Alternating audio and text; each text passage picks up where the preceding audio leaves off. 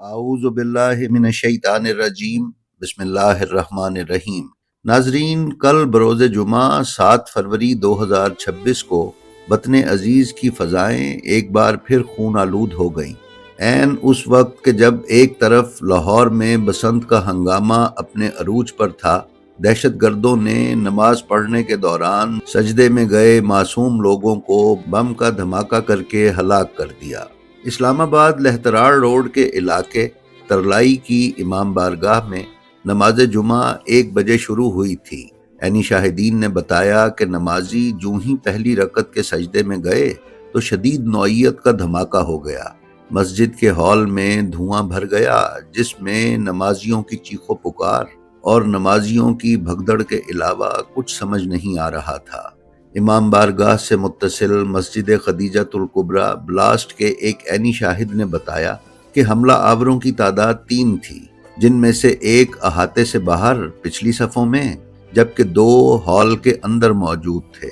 سرکاری ذرائع نے موقع پر شہید ہونے والوں کی تعداد 31 اور زخمی ہونے والوں کی تعداد 170 بتائی، جبکہ امام بارگاہ اور مسجد کے منتظمین کے مطابق اب تک شہداء کی تعداد 150 ہو چکی ہے اور زخمیوں کی تعداد 70 سے زائد ہے۔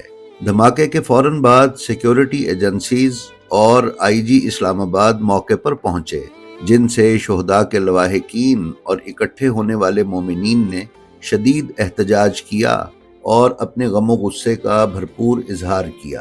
لوگوں کے جذبات کو ٹھنڈا کرنے اور حالات کی شدت کو ڈیفیوز کرنے کے لیے آئی جی اسلام آباد سید علی ناصر رضوی نے موقع پر یہ بتایا کہ شہید ہونے والوں میں ان کے کزن اور چچا بھی شامل ہیں، جبکہ حقیقت میں شہید ہونے والوں میں آئی جی اسلام آباد کے کزن نہیں بلکہ ان کے کزن کے برادر نسبتی تھے، جن کا نام حسن بتایا جاتا ہے۔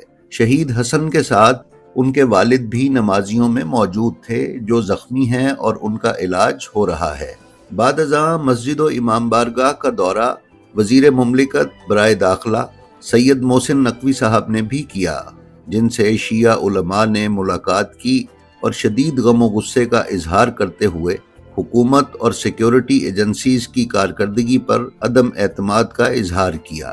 اس پر وزیر داخلہ سید محسن نقوی نے شیعہ علماء کو یہ یقین دہانی کروائی کہ اس قسم کے واقعات حکومت کے دہشت گردی کے خلاف بڑے پیمانے پر جاری شدہ آپریشنز کا رد عمل ہے۔ حکومت اور سیکیورٹی ایجنسیز اس وقت پوری محنت، لگن اور صلاحیت کے ساتھ دہشت گرد نیٹ ورکس اور ان کے سہولت کاروں کا صفایا کر رہی ہیں۔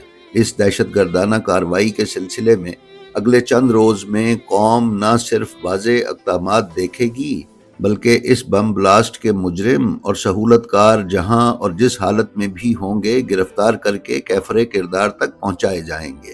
ناظرین، دھماکے کے بعد ایمبولینسز کے ذریعے پمس کے علاوہ دیگر ہسپتالوں میں بھی زخمیوں اور شہداء کی لاشوں کو منتقل کیا گیا۔ بلڈ بینکس میں خون کی بوتلوں کے کم پڑ جانے سے اسلام آباد میں خون کے عطیات کے لیے سوشل میڈیا پر پوسٹ بھی گردش کرتی رہیں۔ ناظرین، اس وقت تک امام بارگاہ میں خودکش حملہ کرنے والے دہشت گرد سے متعلق تفصیلات سامنے آ چکی ہیں۔ تفتیشی ایجنسیوں اور حکومت کی طرف سے جاری شدہ رپورٹس کے مطابق یہ حملہ آور افغان شہری تو نہیں تھا، لیکن اس کے اعضاء کے فورینزک کے بعد یہ تفصیلات ملی ہیں کہ وہ کتنی بار افغانستان گیا۔ تفتیشی ذرائع کا کہنا ہے کہ خودکش بمبار کا شناختی کارڈ دھماکے والی جگہ سے ملا۔ حملہ آور کی شناختی کارڈ پر درج نام یاسر سے ہوئی۔ خودکش بمبار گزشتہ 5 ماہ افغانستان میں مقیم رہا۔ شناختی کارڈ پر مستقل پتہ عباس کالونی، شیرو جنگی، 4 سدہ روڈ، پشاور درج ہے، جبکہ موجودہ پتہ گنج محلہ، قاضیان، پشاور بتایا گیا ہے۔ خودکش بمبار نے افغانستان میں اسلحہ چلانے اور حملے کی تربیت حاصل کی تھی۔ پشاور اور نوشہرہ میں خودکش حملہ آور کے نیٹ ورک اور سہولت کاروں کی تلاش شروع کر دی گئی ہے، اور خودکش حملہ آور کے پشاور میں گھر پر پولیس نے چھاپہ مارا ہے۔ پشاور میں مارے جانے والے چھاپے کے دوران خودکش حملہ آور کے 2 بھائی اور 1 خاتون کو گرفتار کر لیا گیا، جبکہ نوشہرہ میں اس چھاپہ مار کارروائی کی تفصیلات کچھ یوں ہیں کہ انٹیلیجنس ایجنسیز سے موصول شدہ اطلاعات پر اس خودکش حملے کے سہولت کاروں کی گرفتاری کے لیے گزشتہ روز خیبر پختونخوا کے ضلع نوشہرہ میں چھاپے کے دوران مسلح افراد سے جھڑپ ہوئی، جس میں ایک پولیس ASI اور مسلح شدت پسند ہلاک ہوئے ہیں۔ یہ کارروائی نوشہرہ کے علاقے حکیم آباد میں کی گئی، جو نوشہرہ کینٹ کے قریب واقع ہے۔ یہ آپریشن رات 9 بجے شروع کیا گیا تھا، جو لگ بھگ 4 گھنٹوں تک جاری رہا۔ خیبر پختونخوا پولیس کے ذرائع نے بتایا کہ حکیم آباد کے علاقے میں ایک چھوٹے 4 سے 5 مرلے کے 2 منزلہ مکان پر چھاپا مارا گیا۔ یہ مکان حکیم آباد میں ڈیرہ کٹی خیل محلے میں واقع ہے اور یہ بنیادی طور پر شدت پسندوں کا ٹھکانہ تھا۔ جیسے ہی مکان کے دروازے پر دستک دی گئی تو اندر سے فائرنگ کی گئی، جس کے بعد پولیس نے جوابی کارروائی کی۔ پولیس ذرائع کے مطابق اس جھڑپ میں ایک شدت پسند ہلاک جبکہ 3 کو گرفتار کیا گیا ہے۔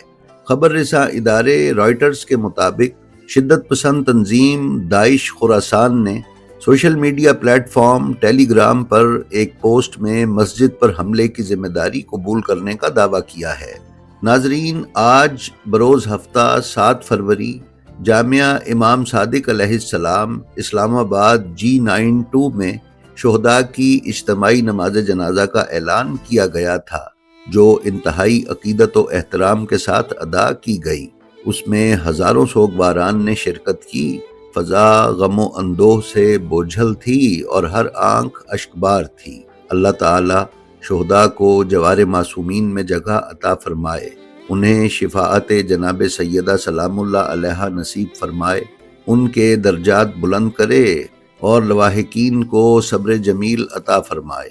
اللہ پاک وطن عزیز میں امن اور استحکام کی فضا عطا فرمائے اور پاکستان کے شہریوں کو حفظ و امان نصیب ہو۔